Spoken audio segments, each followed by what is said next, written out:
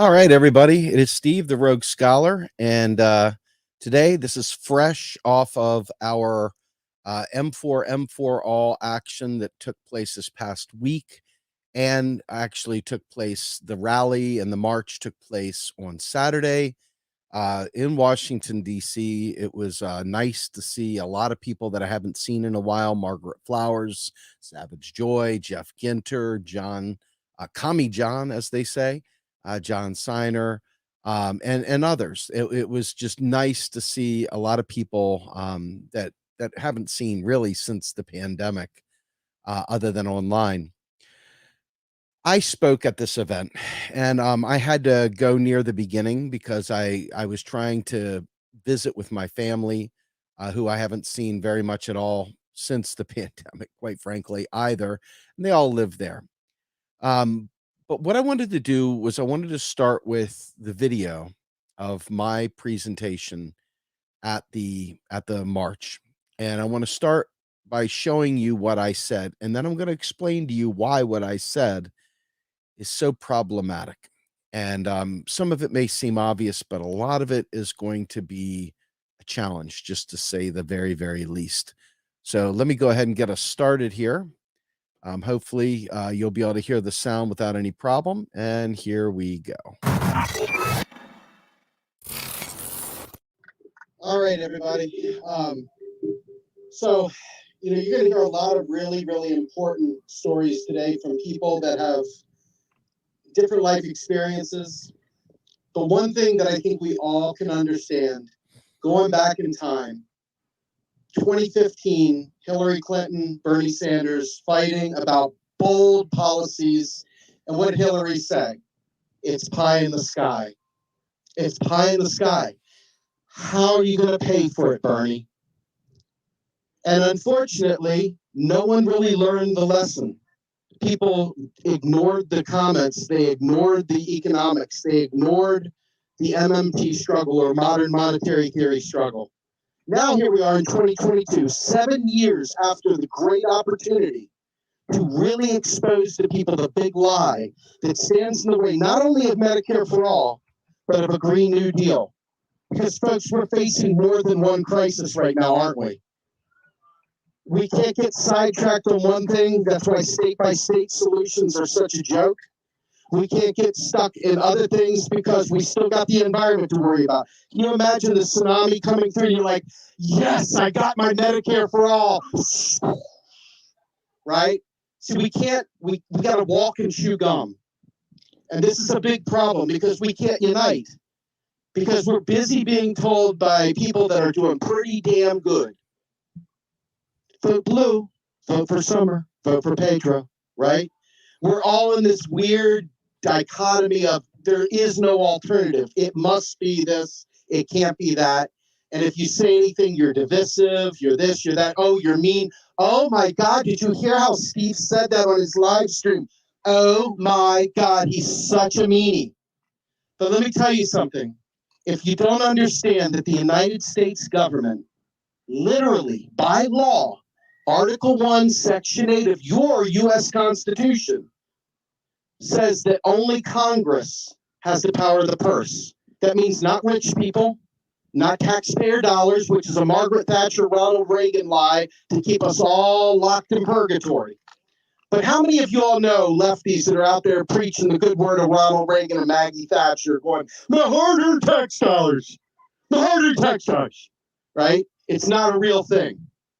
And this is super, super, super important because the state-by-staters are running around telling everyone we can have all these things, but states can't create currency. And so what happens when rich people find out that you're going to raise their taxes to pay for the poor's? They leave. They have done it everywhere. They take their businesses, they move them to Texas, right? There's no taxes down there. Let's go to Texas. And Texas got a big sign up there saying, hey, come on down here. We'll headquarter you. And you see Amazon saying, well, I'm not putting my headquarters in your backyard if you don't give me a sweetheart tax deal. So what do? They literally drain the bottom out of the tax base of the states and the local communities. They literally rob the school systems to afford these things. But yeah, sure, let's do Medicare state by state. Let's do it. What a biff idea, right? See, this is the problem when we're going with good ideas instead of economic knowledge. Right now, at the most important point in this battle, we've got the Federal Reserve mixed with Congress and Joe Biden talking to us about how we're going to raise interest rates to stop inflation that is caused by gouging, monopoly price setting, fuel shortages, etc. All of these things, every last one of them is man-made. Not one of them is something from on high where, oh my God, they printed money and therefore we have inflation. That is a loser's mindset. That is a lie and is completely fabricated. The fact of the matter is that when we tax at the federal level, we delete the money. Folks, if you don't take anything away from what I'm telling you today, remember this. Congressional spending is the birth of a dollar. Congressional taxation is the death of a dollar. Dollars don't live forever. And so there's a circuit that goes on. Now, why does this matter? Because as you try to fight for Medicare for all, as we try to fight for Medicare for all, as we fight for our own salvation with the Green New Deal, which, by the way, includes Medicare for all, okay? And we talk about canceling student debt. Or more importantly, we talk to African Americans and talk about reparations. This is a lot of freaking money, isn't it? Where is it going to come from? Oh, my God. The same stinking place that all the money comes from war, the same place it comes from for emergency funds for Ukraine, the same place it comes for military stuff for Israel, the same place it comes for every stinking thing that we do. So instead of talking about taxpayer dollars, I beseech you, change your vocabulary. Let's talk about the public money. Let's talk about our money. Let's talk about our access to the general welfare. Let's talk about the public purpose. Folks, Joe Biden, the person that every sack of dung tried to push on us, that guy literally is celebrating deficit reduction right now. Deficit reduction is the draining of the bathtub. The money that keeps us afloat, that keeps us going, while simultaneously the rich bastards are making money on interest rate hikes. And at the same time, exacerbating the wealth gap. They're getting richer, we're getting poor, we're paying more for gas, paying more for food, paying more for everything. Not because it has to be that way, but because we are in a neoliberal era that started in the 50s, the 60s, the 70s, the 80s, the 90s, 2000s, now in the 2020s. It's time for lefties and good people of all stripes to recognize federal taxes do not fund spending, period. I've said it now. I said it at Malcolm X Park back at the first rally when we did it at Occupy inauguration. I said it then. I've been saying this stuff, folks, for over 15 years. I'm asking you all, be a force multiplier. Tell your friends we can afford anything that we have the resources to afford, period. There is no shortage. But if you try to do this at a state level, and the states go belly up, or there's a downturn in the economy, the states can't create money to absorb that. If there's a pandemic, the states can't absorb that. So this is why it's so important. It's not that's just some weird accounting thingy that Grumbine guy talks about. This is the silver bullet to beating the living shit out of the neoliberal class. Okay? MMT is freedom. It is hope. Because I can do a Green New Deal. I understand MMT, modern monetary theory, Stephanie Kelton, Warren Mosler, Bill Mitchell, L. Randall Wray, Pavlina Tchernova, real progressives, Macro and Cheese, Jeffrey Ginter, okay? This whole gang, we understand that without an understanding of public money, every single thing that you and I want, we're going to be moralizing. Oh, it's just such a good fight. We tried. We really tried. It was another time we did really well. We had the best signs. We had the best chance. We went out there. It was so cool, but nothing happened. No demands, no credible threat, no nothing. This is why we must organize without the taint of political parties, which is what makes this beautiful. Everybody looks at me like I'm saying, don't vote. How do you pass a bill without voting? How does anything get done? These people are bought and paid for. So you're not going to win just by casting a vote. They've already told you they're not going to. It's things like this, but not just one-offs. It's things like this coupled with interrelating with other groups, literally putting the economics first, not last, first, because the gateway drug to fixing all of our problems. Okay, let's get on a proper economic discussion, because everything that we want, you'd say, hey, let's follow the money. Well, if you follow the money, you understand Congress passes a bill. That bill is sent to the president for signature. The president signs it, sends it over to the Federal Reserve, who then in turn debits the Treasury's accounts, and then money is spent. No tax dollars were ever involved. Not one nickel of tax dollar ever. Not for war, not for abortion, not for Medicare for all, not for nothing. However, the big thing you need to keep an eye on is this, and I know it's hard if you're not used to thinking this way, and I'm asking you a lot. I'm pushing you beyond the norm. Privatization is the devil. Privatization is the devil. And Joe Biden is trying to privatize Medicare right now, not in some other far off land, right now. And the people that said they were going to pull him left are busy at brunch. Okay? They're busy talking about blue waves. They're not busy fighting for Medicare for all. They're not busy doing any of the things for the people. So I'm telling you this. I drove here 3 hours from Pennsylvania. I live right down the street from this young lady. And I'm here to tell you it was worth every second, because if you guys can walk away from here, if you can walk away from here and say, let me look into this modern monetary theory thing. It's so important, because guess what Medicare for all actually is? It's deflationary, meaning if we've got inflation, if we were to pass Medicare for all, hey, it might be a solution to your inflation problem too. But alas, you got to know that to fight for that. If you don't know that, you can't fight for that. And if you can't fight for that, they'll keep the lie going. So I'm here to tell you, let's do this thing. Joy, thank you so much for all this. And to all my friends, Tommy John, all the people back there at RP, Status Quo, all my friends out there, let's get together. Let's make this thing happen. I'm out of here. All right, folks. So obviously, fat boy jelly roll over here. That's what happens when you have arthritis, by the way. Very, very hard to get those sexy pecs in order. But what can I say, man? I'm an old man now. I'm not trying to be cool, and I'm not going to deal with fat shaming. It is what it is.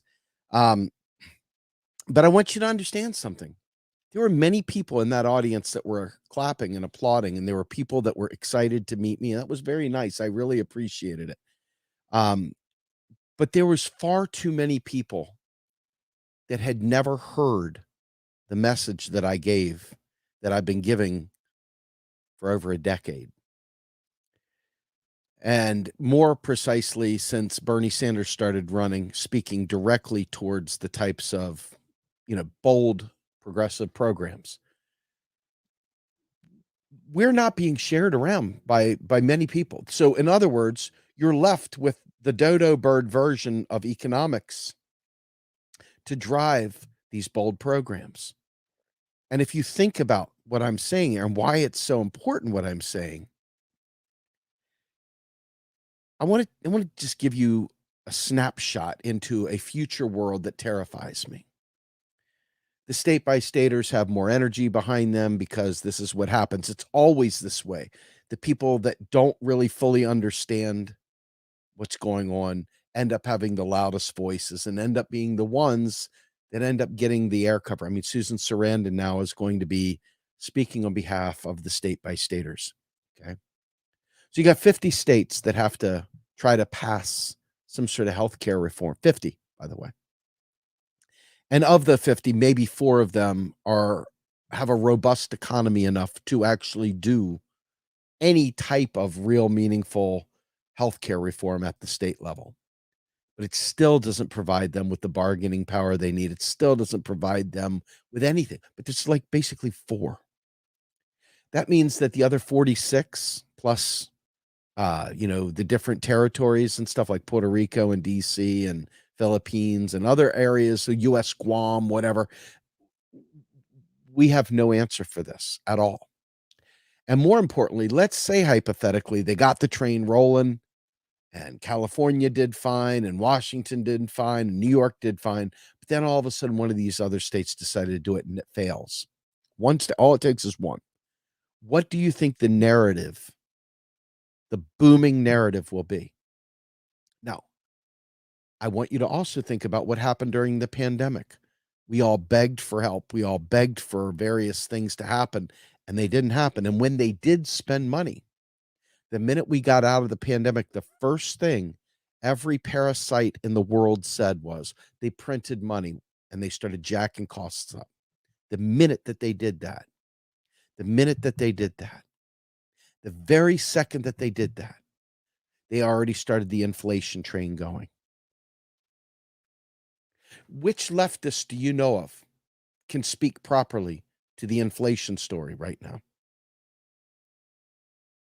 How many leftists out there do you think can answer the question about raising interest rates to stop inflation? How many of them do you think really understand anything about inflation? So the first comment that's going to come back about Medicare for all from average people is that it's inflationary. You're going to print money to pay for healthcare. It's inflationary. Immediately. How many of the folks out there do you think can actually address those concerns? Even in a casual debate at a coffee shop, how many of them do you think can address the concerns about raising interest rates, being a basically a basic income for the wealthy, people already who have money, giving banks even more money, giving private debtors, not the debtors, like the people that would take the loans out, but the people offering private debt solutions to fill the void in the economy. People don't know this stuff, and they don't listen to it. And most of our alt media allies, if you will, refuse to talk about any of this stuff. So you're left with a very, very screwed up funding mechanism where we would take money out of the economy to quote unquote pay for Medicare for all. Now, if you're a Republican and your focus is largely on limiting government and removing taxation, do you think that maybe this strategy might inflame the already I hate socialist mindset of the Republicans? I don't know. Got to get past them. But then there's this other huge segment of the population that thought Joe Biden was a good guy, that voted for Joe Biden, and we're happy with Joe Biden. And that is the largely vote blue sycophant. And the vote blue sycophant coupled with the Republicans makes a very, very large pool of people to stand in opposition to progressive policy space. And their opposition is largely financial, largely about taxation. And yet I promise you, if I walked around the crowd with a microphone and say, can you describe what causes inflation? One by one by one by one would literally not answer the question. Literally not answer the question. So we're in a deep hole. We're in a really, really deep hole. Number one, the state by staters refuse to overtly acknowledge Article 1, Section 8 of the United States Constitution because they don't understand Article 1, Section 8 of the United States Constitution. And because somebody on their team didn't say it, their pride and their ego won't allow them to claw that back and say, hey, Houston, we have a problem.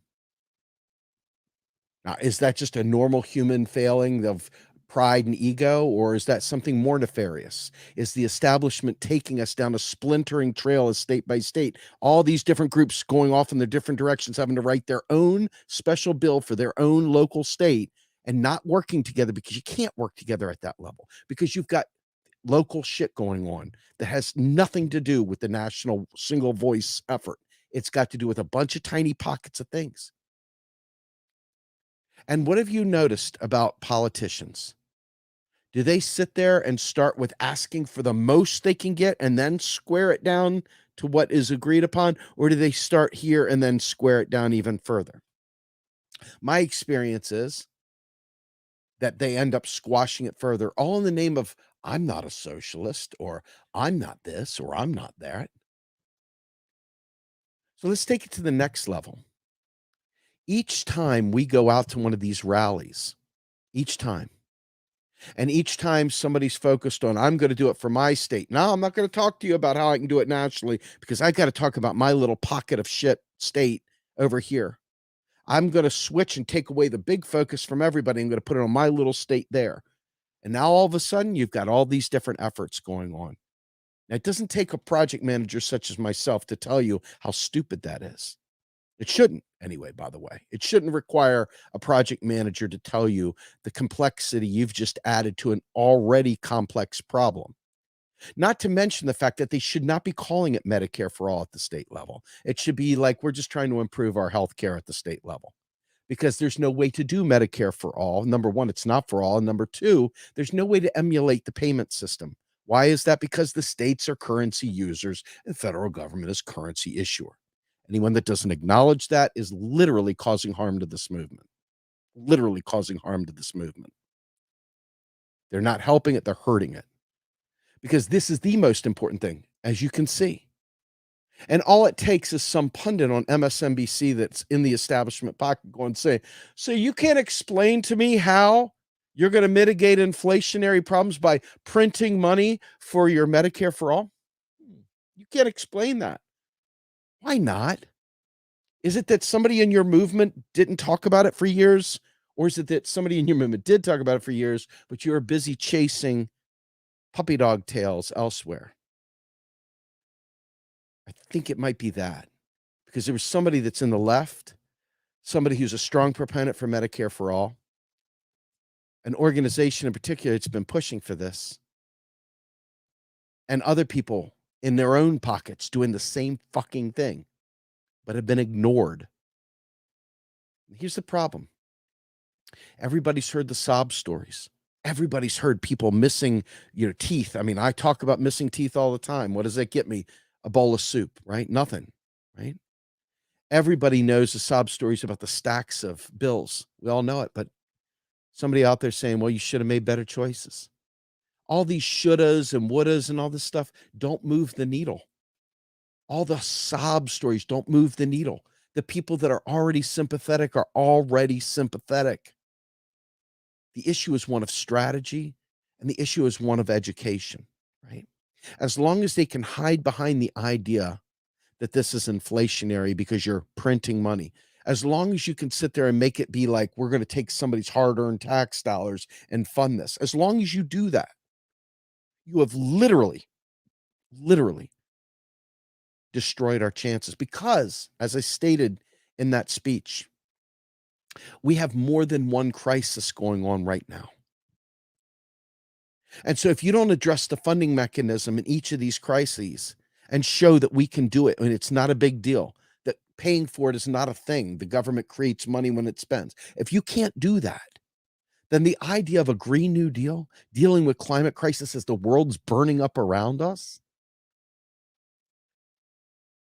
you lose. And how can you do a Green New Deal or anything like that at the state level? Because the issues are so much more than please recycle and ride a bicycle. Okay. That reductionist bullshit that puts the pressure on the little people is repulsive. It's standard shit lib kind of crap that puts the onus on all of us to do little teeny acts, whereas the military doesn't cut back. The industries don't cut back. The rich people are still taking 15-minute puddle jumper private jet flights to go grocery shopping.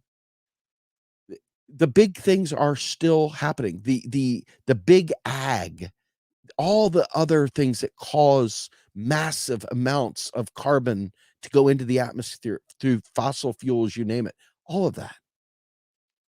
So how do you mitigate that and have the same exact fight of how you're going to pay for it? It'll be inflationary. It'll be this. It'll be that. All these things. But there's really, really bad misleadership that is taking us to the state-by-state level and won't speak the truth. They won't tell the truth. They lie, literally lie about the economics, because once they found out, once they were confronted with it, rather than say, oh, shit, like any good project manager, hey, guys, we had an assumption. That assumption's been proven wrong. Do we keep the project going as is, or do we submit a change order to make this thing correct? Nope, no change order. Just double down. Just double down. And because most people don't understand what I'm saying, sadly, they don't even echo it because they think that the guy that knows what he's talking about economics is the dumb one, not the people that don't know the economics. They conflate the two. And there's just no room there for that conflation. That's wrong. And it's going to hurt all of us. It's going to hurt all of us. Because if you can't answer how you're going to pay for a Green New Deal, how are you going to pay for mass quantities of solar to be spread throughout? How are you going to deal with climate reducing decarbonizers, the things, the mechanical things that can be done to claw back carbon from the atmosphere? How are you going to pay for all that? And if you don't solve that problem, you can't answer the question of how you're going to get rid of student debt that's set at $2 trillion. And you can't get it through the point of how are you going to deal with all the other programs that are vital to making us have a robust society. And you start realizing, wait a minute, hold on. We're already fighting incredible odds. We already know that Congress is bought and paid for. We know that the only thing that will move the needle at all is a tremendous show of numbers and a tremendous show of determination and real, honest, sustained, direct action. But we had 50 people show up at that march. 50, maybe it was 100, 50, 100, whatever. And then all the passersby. And there was a lot of passersby, to be fair. But the people that don't understand the economics, this is what pisses me off. If you want to talk about what pisses me off, this is what pisses me off. I understand why you want to do it at the state level. You want to do it at the state level because you don't think you've got any traction at the national level. And so you think that you might have better chances of getting it through California when the sponsor of the bill in California flat out didn't even put it up for a vote. You can't get it on the docket even up there in Washington State. And all the while you've got every activist spread out to work on this single platform, this single Medicare for all thing. The same effort that it would take to organize, because Medicare for all is part of the Green New Deal. Did you know that? You can't do the Green New Deal state by state unless you're one of these state by staters that really gives you the finger when you talk about economics. And since the people that they talk to don't sit there and say, hey, these guys understand economics and they're right, but we're going to still try this strategy anyway, because they don't do that. They set these new people up that don't know anything about anything. And they think that we're just trolling, that we're just being divisive, that we're just saying the wrong things. This is the level of absolute subterfuge, fake news, false information. How do you become allies with people that misrepresent the truth? How do you work with people that literally won't tell the truth? And because the average person doesn't know any better, they see the numbers. They see Susan Sarandon getting ready to narrate a freaking movie. Now, we know, because we've seen people like Peter Kalmus and others from Extinction Rebellion fighting about a Green New Deal, fighting about climate crisis, fighting about the fossil fuel industry, fighting about renewables, fighting, locking themselves to JP Morgan and others by handcuff, fighting for this stuff, right? Because no one knows the day or time, right? That's the problem with climate crisis. No one knows the day or time. So the idea of hurry up, rush for something that may not happen for another 5 years, 10 years, whatever, it's hard. People don't want to make investments for future things because they think it's their tax dollar that's being wasted to do it. And so they can't imagine giving up money today for something that may not happen for another 10 years or whatever, because we don't talk about the economics correctly. So our existence hangs in the balance here. It's not just our health care. Who gives a shit, like I said, about our health care if the tsunamis come through? I won my state by state health care and whoosh.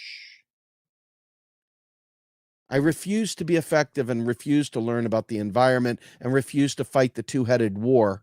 I refused to learn the economics, and I refused to prioritize that. And I made the people that understood out to be the bad guys. And so therefore, the new people that are coming into the fold with us don't understand. So we've set up an entire generation of people thinking that the economics of this are irrelevant. Talk about the enemy within. Talk about the enemy in the mirror. Talk about supposed allies setting us up for failure from the Green New Deal on down.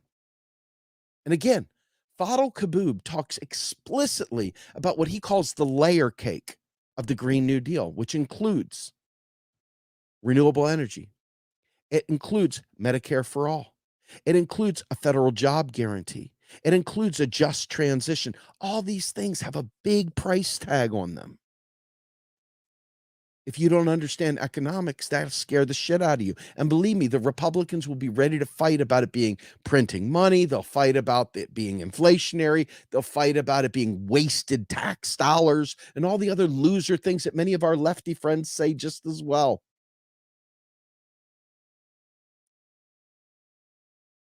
So as we put politicians in office, as we talk to fellow activists, as we do events like this, the fact is we can't even fight the other enemy over the big enemy, the big final boss enemy, the lobbyists and Congress and the big oligarchs. We can't even fight them because we have to fight ourselves first, because people acted in bad faith by acting like the economics was irrelevant. When you act like the economics is irrelevant instead of the primary thing that should drive the realm of what is possible, you destroy the very thing you claim to want. And our movement has done this time and time and time and time again. You cannot solve climate crisis and healthcare and end student debt and provide reparations or any of the other things. You cannot do any of that if you don't understand the econ. Because they will immediately go on Twitter sometime, do a search on the hashtag inflation or Biden's inflation or any of the other things.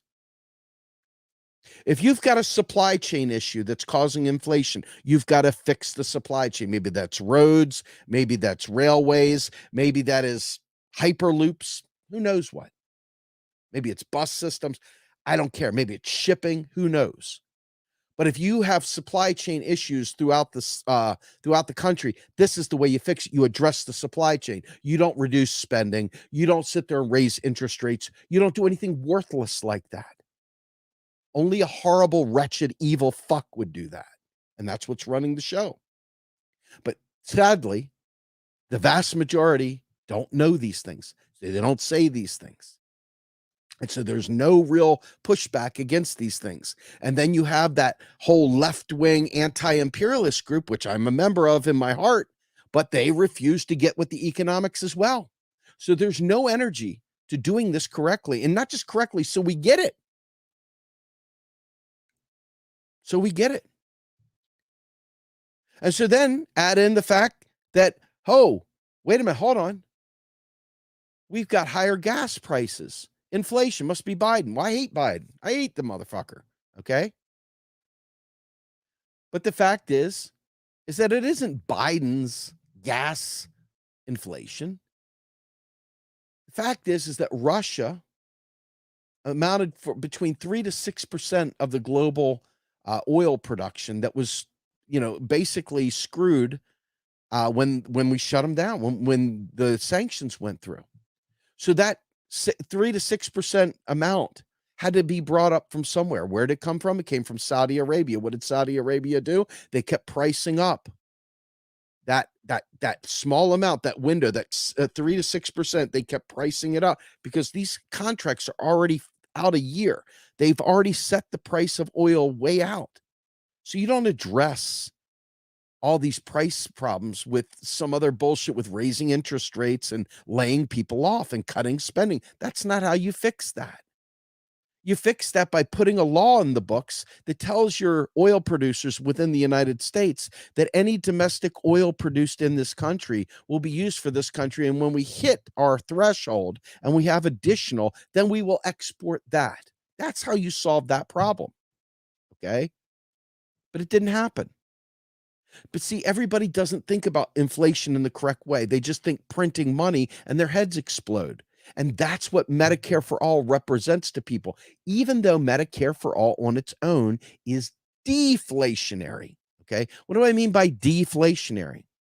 Number one, every time they deny one of your claims, every time they do something transactionally, anything that adds to GDP, which is an indiscriminate measure of the total cost, pricing, and sales. It's basically the sales book for the United States for everything that's been sold in this country. Every purchase, every transaction, et cetera, is captured in GDP.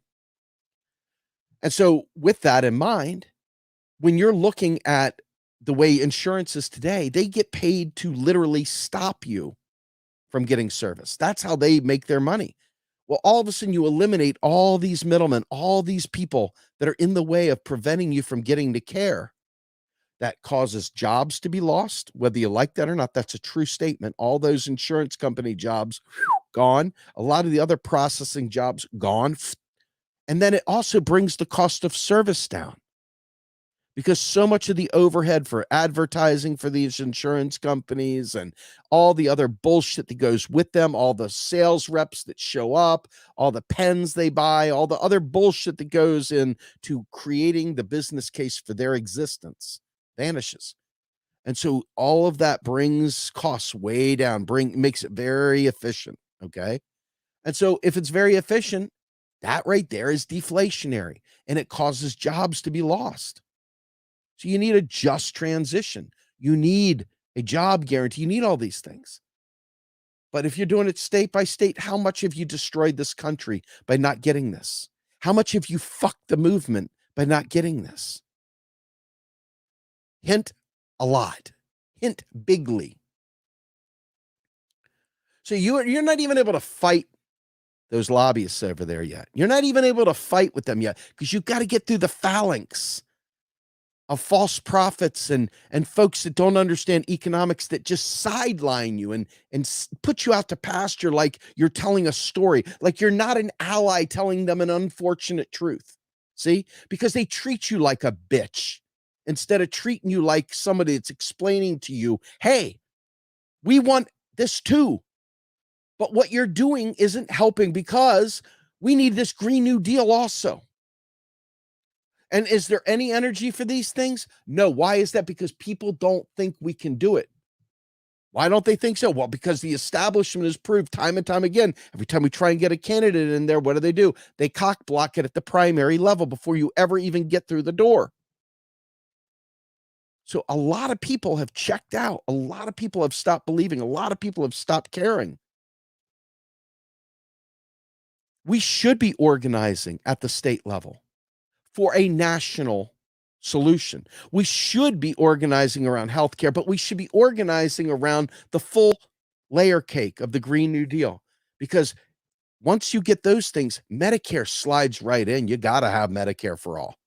You got to have Medicare for all if you're doing a just transition for all those dirty coal miners coming out of there into other jobs, into new work. You got to have that. You got to have an answer for all their counters. You got to have it. And pretending like every time you talk in an audience, you're talking to a friendly group of people, a friendly audience that's on your side, is insane. Because even in the leftist spaces, they don't understand economics. And so when you talk to them about economics, their heads explode. They get bored. They're not interested. But yet, can you think of anything more important than economics? Hillary Clinton knew that every single worthless vote blue centrist would laugh at Bernie Sanders for all of his proposals. In 2015, Bernie Sanders had 33 trillion in new spending with only 19 trillion in new taxes. Think about that. 19 trillion in new taxes, 33 trillion in new spending. Sounds like about a shortfall of about $14 trillion, right? Only it's not a shortfall, because that shows the government itself is the creator of the currency. The national debt is nothing more than the sum total of every untaxed dollar in the economy. That's it. But most of those people in that audience didn't know what we were talking about. Truly, truly did not. Many people are starting to get it, but most didn't. In fact, when they start putting this kind of information out there in the Twitter sphere where you have the best chance of getting your information out there, YouTube, most people, when you share it in the messenger or whatever to try and get them to share, they give you a thumbs up, like they're doing something. Thumbs up. You look on the wall, they clearly didn't share it. They didn't watch it. They didn't comment. They didn't do shit. And the whole reason for doing these stupid ass videos is to get the word out. It's not, well, let's put it this way. For me, it's the only reason. I personally would love to never be an activist again if I could help it. It is the most grueling, shitty deal that you've ever been through. People disrespect you. They ignore you. They act like you're the enemy. And yet you're killing yourself to try and get this word out. And yet you're somehow or another the bad guy. So my point is that if you think you're just going to go ahead and do these things without changing the way people understand the economics, you're wrong. I mean, you'll do it. You'll keep pushing it, but it's going to fall on deaf ears every freaking time. As long as they think that you're spending their hard-earned tax dollar, as long as you think that they're spending their hard-earned tax dollar on your abortion or on your, bad decision for school or on your bad decision for whatever, they will literally crank down on that shit. And that's why it's so important that we talk about the public money and the public purpose and the general welfare and stuff like that, and not get caught up in some of the other feel-good stuff, because quite frankly, they don't care if you live or die. They're just worried about what this is going to do to their taxes. That's how pathetic society has gotten. They just care about what it's going to do to their taxes. They just care if the government is going to spy on them, which fair enough. But after a while, the economics gets so drowned out until it comes time to try and do something. And then even friendly fire starts going, yeah. Imagine what Detroit used to be like when the auto industry was there and everyone was hopping, everybody had jobs, everything was wonderful. Then all of a sudden they started shipping out the plants. They started shipping out the jobs. And all of a sudden Detroit and the surrounding area started becoming impoverished. It became a rust belt. It became a ghost town.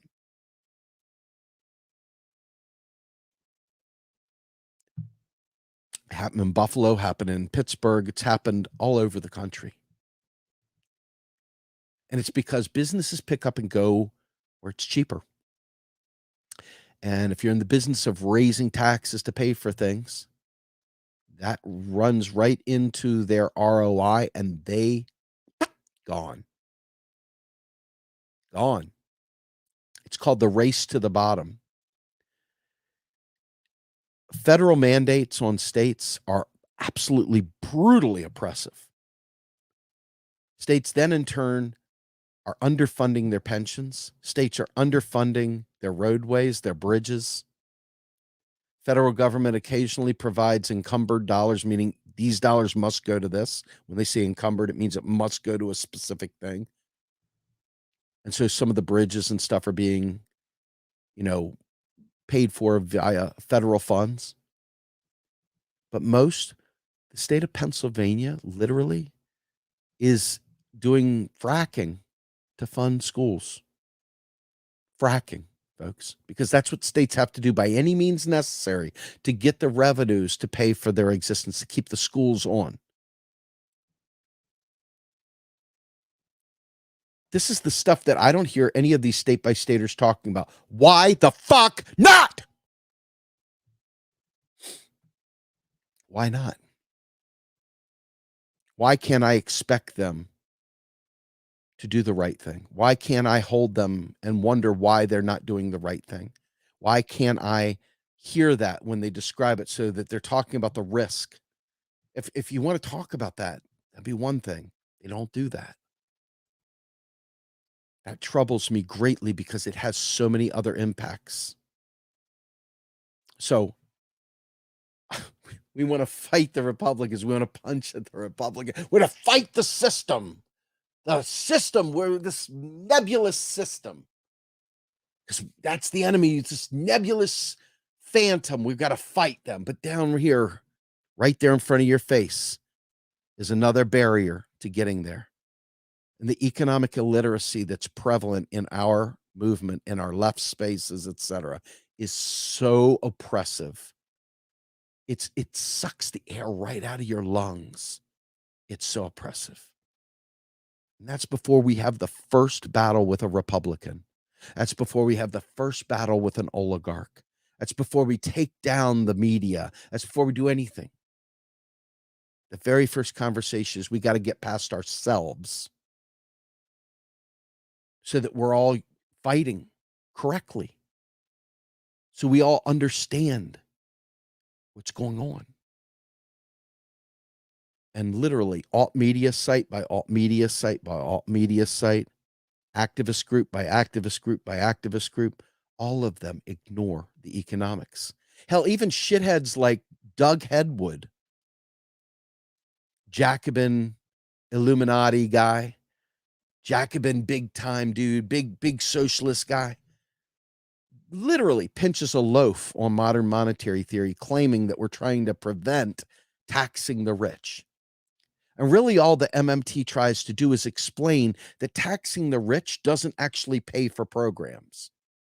Taxing the rich is good to eliminate inequality, but are you going to hold back fighting for health care so that you can soak the rich? And until we can soak the rich, we can't have health care. There's just a loser's mindset to that. It's grotesque. That the simple algebraic, do the stuff inside the parens first, multiplication, division, all that. Do the fucking order of operations, gang. We don't need to tax the rich to pay for these things. In fact, whatever you tax to fund, you must maintain that rich person's station so that they continue to fund your program. If that's the way you frame it, if that's the way you set it up, you have deified that fucker. You have made them have to be there. Way to go. Golf clap for the lefties that do that shit. Golf clap. Feels good. It's morally great, but it absolutely just killed a bunch of people. Just killed a lot of people that needed health care right there. Dead. Well played. So how do we get past that? I don't know. I keep saying the stuff. I keep hoping others will take it and run with it. I keep explaining it. I keep explaining it and explaining it and explaining it. And there are gatekeepers in this movement. There are gatekeepers in this movement that are absolutely resistant to learning how federal finance works.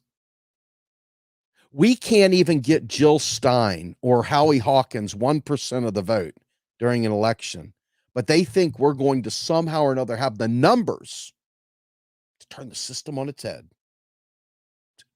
Flip the tables up and we're just off to the races. The easiest thing in the world to do is to hit the vote button. It requires no real brain power whatsoever. Anybody can do it. Gah. Couldn't even get Howie Hawkins 1%. Not even 1%, folks. Not even 1%. But yes, let's flip the tables. Let's take it on. Got to understand the battles. You've got to understand the powers. You've got to understand the battlefield that we're in the middle of. And if we don't take that seriously, if we keep allowing ourselves to do the same thing over and over again, expecting different results, not only is that insanity, but it's a guaranteed surefire recipe for being irrelevant and absolutely failing spectacularly. I don't do this to fail. I want to fucking win. Because we need healthcare. I need healthcare, but we need a planet to be geared to sustaining life. And because of our capitalist pursuits, we have all but made it not the case. And we're already steadily moving off a cliff that we've been moving off of for a very long time. Very, very long time. So just understand this. Our quest for Medicare for all is not a single issue. Not if you're actually fighting for the real important things in this world. it's a part of a larger whole. It's a part of this overall robust package of things that are not just, wouldn't it be great if, wouldn't it be nice if? These are things that we need to survive.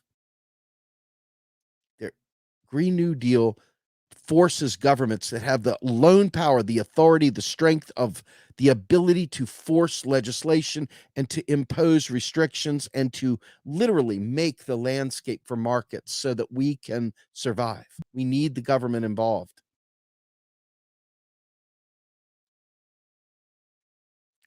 I'm at a point now where, talking to Michael Alberts, I bring this up frequently. He's an anarchist, and he said point blank, there is no way to deal with the existential climate crisis by trying to be anarchists. We have to actually have kind of that benevolent dictator. We actually have to have some central planning. We actually need a strong, robust central government to enforce this and make it so. That's a far cry from being an anarchist, isn't it? But then when I talk to my socialist friends or I talk to my communist friends, it's like, it's got to be burn the system down. We can't do this. We can't do that. There's going to be no communist revolution. There's going to be no socialist revival if we don't have a planet to survive on, folks.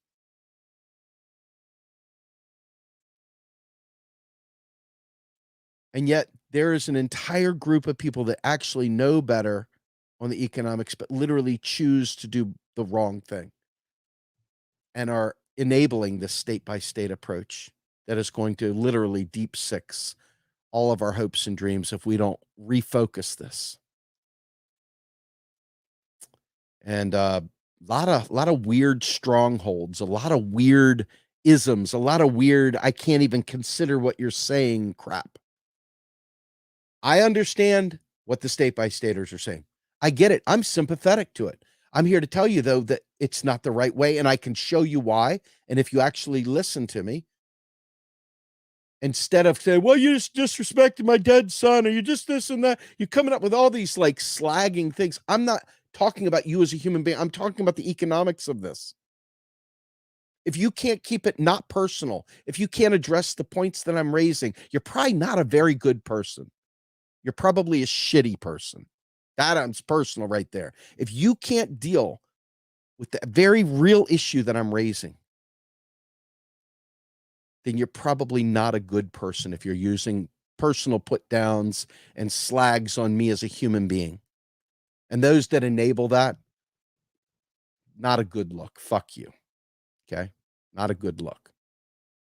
So anyway, I'm going to be on Status Quo tonight versus tomorrow night. Jordan is trialing a new host, it looks like, for Wednesday night. So I am going to be with him tonight. This Sunday, I'll have the Grumble over there at Status Quo as well, 2 p.m. I'm not sure what I'm going to do. I haven't recorded it, quite frankly.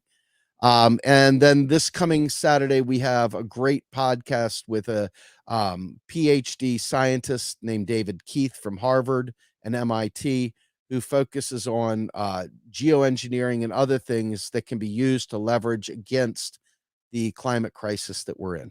So with that, I hope you got something from this. The fact is that we've got work to do in-house before we can worry about the outside world, because folks, the gang, we ain't on the same team. We're not focused. We're talking past each other. And the very real issues that I raised are being treated like options, like I'm being a bad guy. And I may be a bad guy. I don't think I am, but I might be. But that's irrelevant to the truth of the matter of the economics that I've raised. So with that, I am Steve Grumbine. I am the Rogue Scholar, and I am out of here. Yeah.